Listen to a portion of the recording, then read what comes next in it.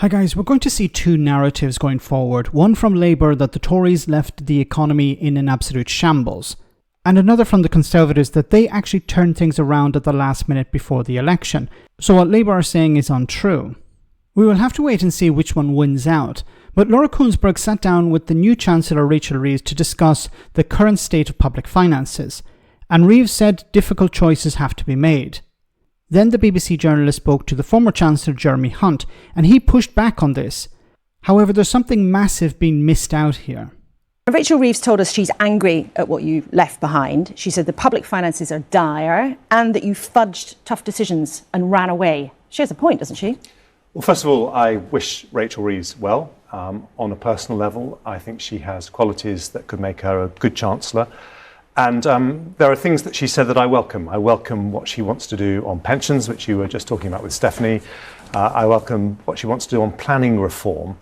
But what is absolute nonsense is this business of the worst economic inheritance since the Second World War. I mean, you only need to look at the last time a government changed hands between parties in 2010.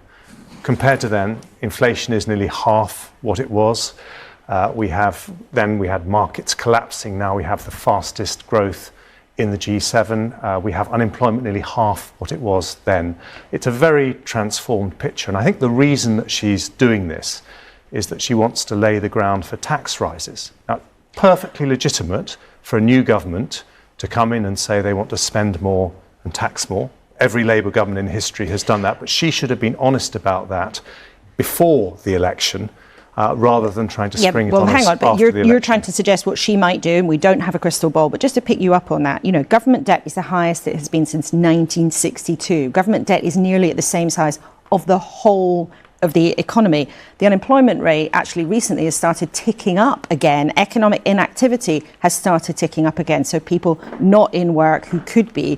And all of our viewers this morning, Jeremy Hunt, know that in the last few years, under successive Conservative governments, the economy has been bumping along the bottom and people have felt terribly hard up. So you're not going to sit here this morning, surely, and say, actually, what you left behind was all peaches and cream? Not at all. We faced in the last 14 years 3 massive global shocks. The pandemic, the energy shock, clearing up after the financial crisis.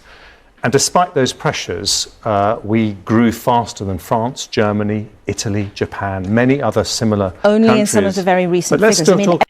Oh my goodness, he keeps repeating this cherry-picked data about the fastest growing economy in the G7. No mention, of course, of the other shocks, Brexit and austerity, two that were inflicted upon the economy by the Conservative Party. No mention of those, of course. Now, it's good that Laura pushed back on these things, but once again, his approach is to cherry-pick data. Now, I think we need to stop focusing on the economy and more on, for example, public services, like the NHS waiting list, which is, of course, impacting the economy.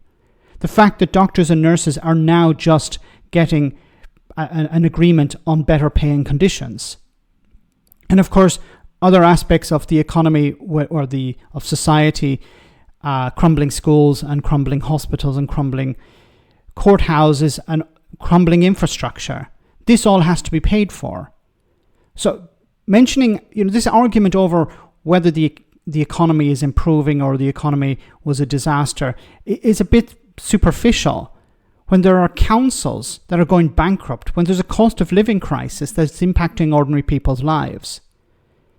So I think Labour should maybe park this idea that, they've inherited an economic disaster and focus more on the public services. Say, look, the economy may be improving a little bit, but look at public services. They have been underfunded for 14 years. We need to claw back some of that. We need to put money back into these services. We need to provide services that are top quality to citizens, unlike what the Conservatives have been doing since they were in power. Let me know in the comment section, guys, what you think. As always, your comments are greatly appreciated. Thanks a lot.